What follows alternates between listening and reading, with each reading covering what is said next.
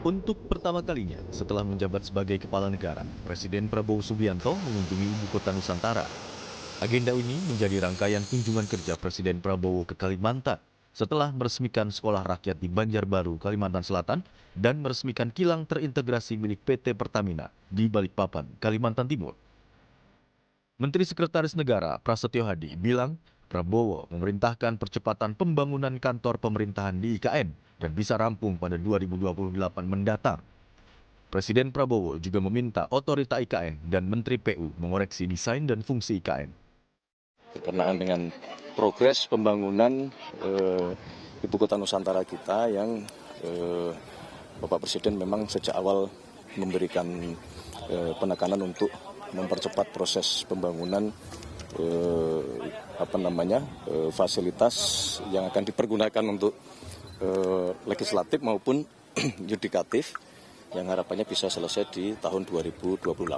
Jadi tadi masih ada beberapa hal yang Bapak Presiden memberikan koreksi terhadap pertama misalnya mengenai desain, kedua mengenai fungsi dan diminta terus-menerus OIKN dan Kementerian PU untuk memperbaiki.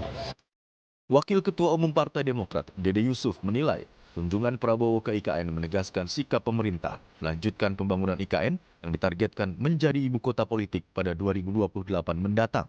Itu kan membuktikan, kunjungan presiden dengan para menterinya membuktikan bahwa ini adalah sebuah legacy yang harus diselesaikan. Oke.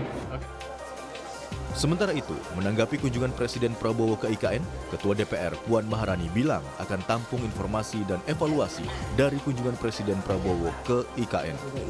IKN tentu saja kita akan menampung masukan atau kemudian informasi yang nanti yang didapat dari pemerintah terkait dengan kunjungannya Pak Presiden.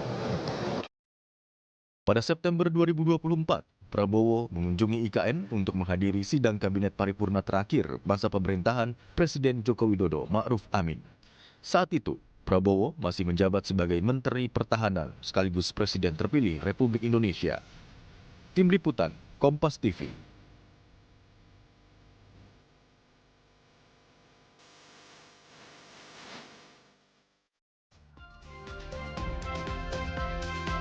Untuk pertama kalinya setelah menjabat